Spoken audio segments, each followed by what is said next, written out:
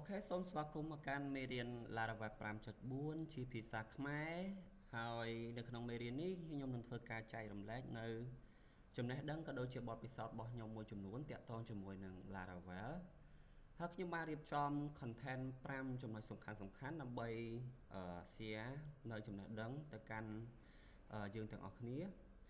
ចំណេះដឹងទី1ឬក៏ content ទី1គឺទាក់ទងជាមួយនឹង basic Laravel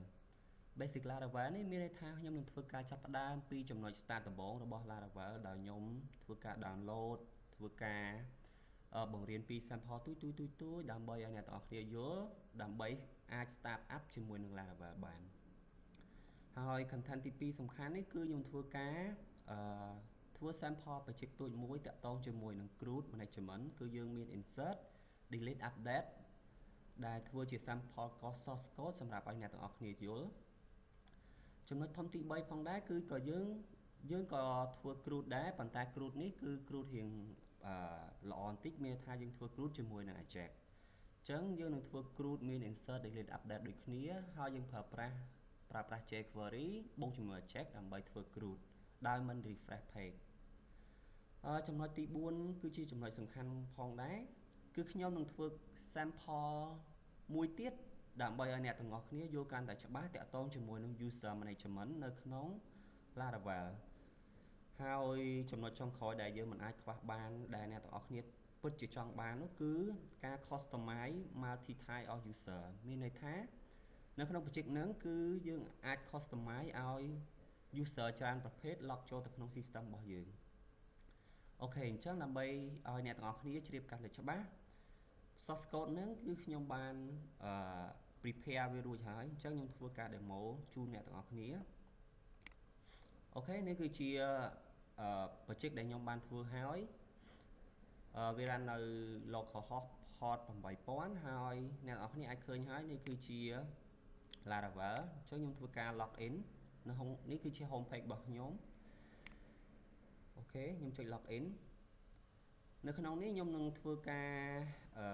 log ជាមួយនឹង user admin អូខេអញ្ចឹងនៅក្នុង user admin គឺ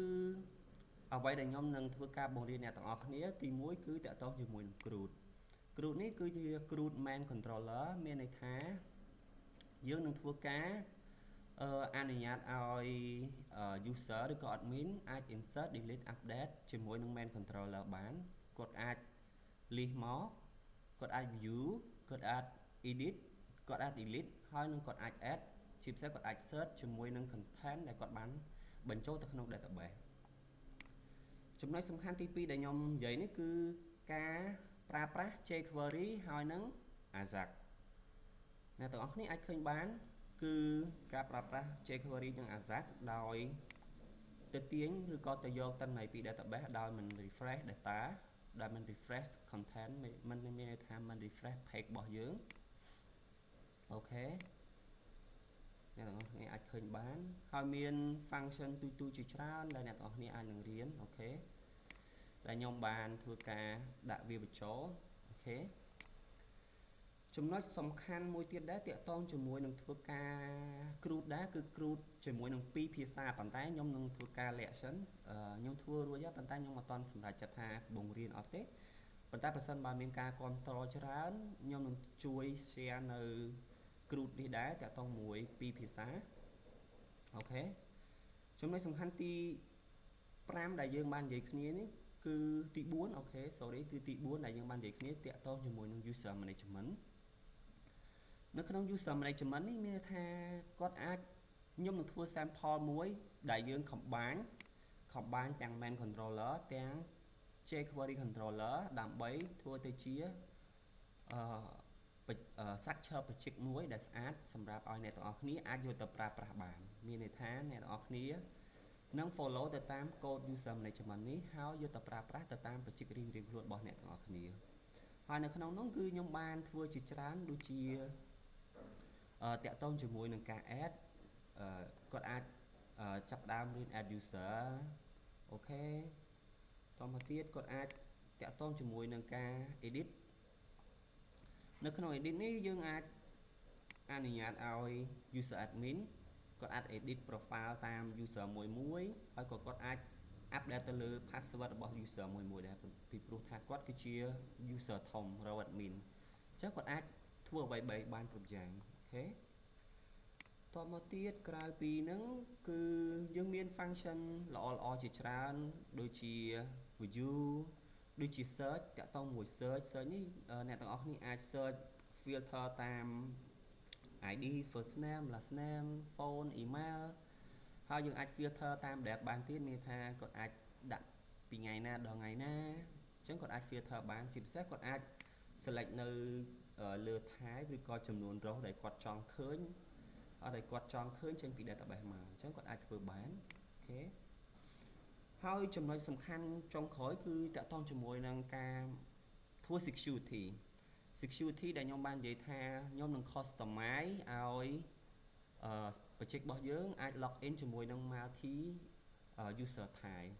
អ្នកទាំងអស់គ្នាកំពុងតែមើលឃើញនេះមានថាគឺជា tile របស់ admin អញ្ចឹងនៅក្នុង tile របស់ admin នេះខ្ញុំនឹងធ្វើការ log វិញ log out ហើយខ្ញុំប្រើប្រាស់ account DB អូខេខ្ញុំដាក់ថា DBA អូខេ DBA ក៏អញ្ចឹងដែរអូខេហើយខ្ញុំធ្វើការ log ចូលអញ្ចឹង user type របស់ account DBA នេះខ្ញុំបាន config រួចហើយគឺខ្ញុំអនុញ្ញាតឲ្យគាត់ឃើញតែ group នេះមួយឯងអញ្ចឹងមានថាគាត់អាច access បានតែ group នេះមួយឯងអញ្ចឹងឧទាហរណ៍ថាគាត់ចាំ URL គាត់អាចដាក់ថា admin អញ្ចឹងទៅព្រោះ admin គាត់នឹងចូលទៅក្នុង admin អូខេអញ្ចឹងឧទាហរណ៍ថាគាត់ចាំ URL តើគាត់អាចចូលបានអត់អូខេអញ្ចឹងគាត់អាចចូលបានទេទោះបីជាគាត់ដឹង URL ក៏ដោយសារយើងបាន protect នៅលើaccount នីមួយៗរបស់គាត់រួចហើយអូខេនេះគឺជា system របស់យើងអ្វីដែលអាចធ្វើបានហើយពិសេសមួយទៀតមានន័យថានៅក្នុង system របស់យើងនេះគឺ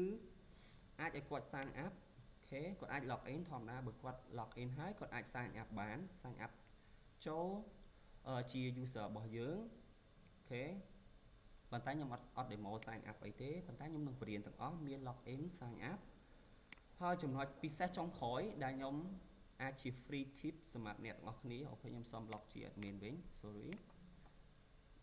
សូមចេញក្រៅវិញហើយ log ជា admin អូខេ admin@gmail អូខេនេះ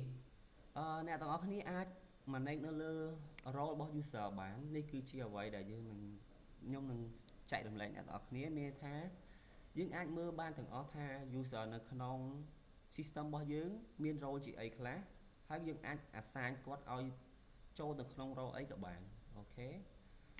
អ្វីដែលមិនភ្លេចនោះគឺការ view ទៅលើ history របស់ user យើងអាច check មើលបានថា user នីមួយៗដែល log ចូលទៅក្នុង system របស់យើងហ្នឹងគាត់ log user មួយហ្នឹង log ពី IP មួយណាប្រើអីគេ log ហើយ log ចូលនៅក្នុងថ្ងៃណាអញ្ចឹងយើងអាច track មើល process របស់គាត់ទាំងអស់យើងចង់ដឹងថាគាត់ log ពេលណាគាត់ធ្វើអីអញ្ចឹងយើងអាចមើលបានហើយចំណុចសំខាន់ចុងក្រោយដែលខ្ញុំនឹងshare ឬក៏ចែករំលែកទាំងអស់គ្នាហ្នឹងគឺខ្ញុំអត់បាន mention នៅក្នុង content របស់ខ្ញុំទេប៉ុន្តែខ្ញុំនឹងបរៀនអ្នកទាំងអស់គ្នាតាក់ទងមួយការប្រើប្រាស់ GitHub អញ្ចឹងនៅក្នុងមេរៀននេះអ្នកទាំងអស់គ្នានឹងចេះច្រើនហើយខ្ញុំសង្ឃឹមថាអ្នកទាំងអស់គ្នានឹងជួយ share ព័ត៌មានឬក៏ជួយ share ចំណេះដឹងទាំងអស់គ្នាខ្ញុំនឹងអត់លាក់លៀមទេខ្ញុំនឹងបង្រៀនពីការប្រើប្រាស់ GitHub ការ commit ការ conflict source code ការ download ការ clone project យកមកធ្វើមិនអញ្ចឹងខ្ញុំនឹងចែករំលែកជាមួយអ្នកទាំងអស់គ្នាទាំងអស់អូខេអញ្ចឹងខ្ញុំសូមអរគុណចំពោះការតាមដានសង្ឃឹមថាអ្នកទាំងអស់គ្នានឹងជួយ share នៅវីដេអូនេះទាំងអស់គ្នាអូខេសូមអរគុណយើងនឹងជួបគ្នានៅមេរៀនដំបូងបំផុតក្នុងពេលឆាប់ៗនេះអូខេ